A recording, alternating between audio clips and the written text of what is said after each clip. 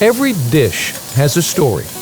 Like this delicious concoction on a hot griddle in southern Japan, it's an obsession called okonomiyaki. There are hundreds of these restaurants scattered throughout Hiroshima. It begins with a crepe.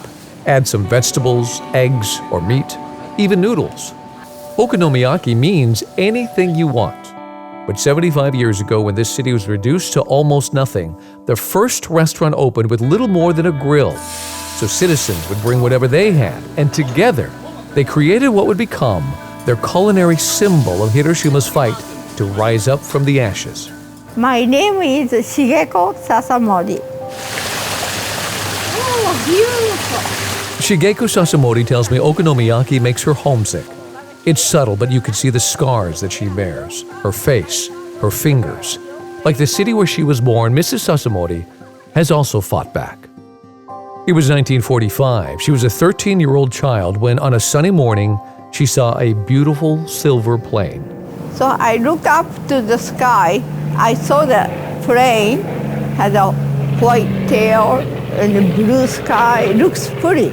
So I told my classmate, I said to her, look up, airplane, so pretty. I saw the white things coming down, just white.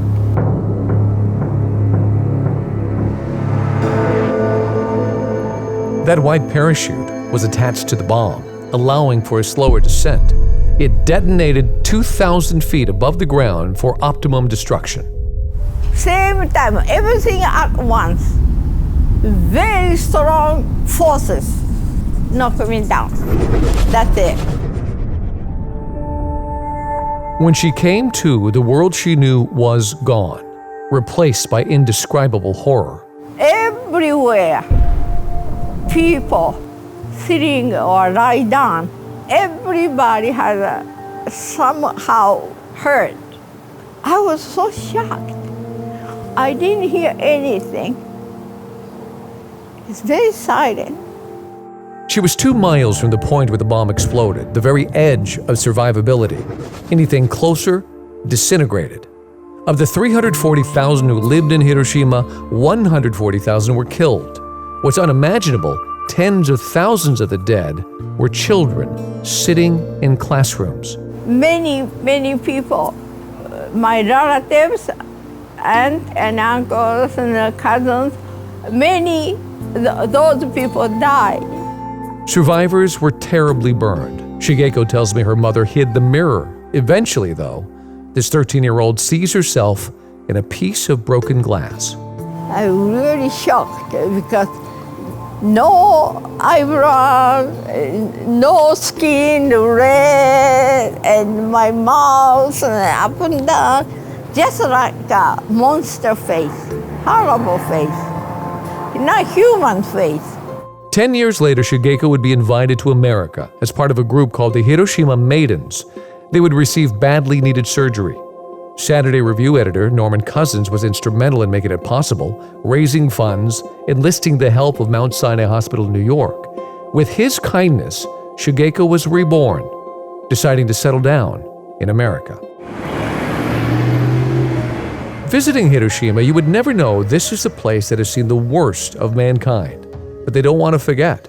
A park and museum sits where the bomb exploded, and inside, images that stop people in their tracks. They call this building the Dome. It's been preserved exactly as they found it after the bomb. It was one of the few buildings still standing in the entire blast zone. Today, it serves as a permanent reminder of the horrible devastation this city endured. 75 years later, as the countries of the world continue to grapple with distrust, it's important to remember what happened here. Our nuclear weapons today are 3,000 times more powerful than what was dropped on Hiroshima. Even a national park system, which played a key role in developing the bomb, wants to make sure that we never use it again. During the war, it was called the Manhattan Project. Hanford, Washington, Oak Ridge, Tennessee, and Los Alamos, New Mexico were part of a massive, top-secret effort to develop the bomb and end the war. It was a great success, but at a great cost. Today, our Park Service acknowledges the accomplishment, but also the need for peace that now comes with it. And peace being the only way is why Shigeko tells her story to kids around the world. People have to stand up to tell the government more strongly about it. That's important. Every day in Hiroshima, thousands sit for their favorite meal. Not only because it's delicious, but because it's part of their soul. To enjoy it with friends and family today means that they are alive and at peace. And there is no community on this earth that understands how fragile that is.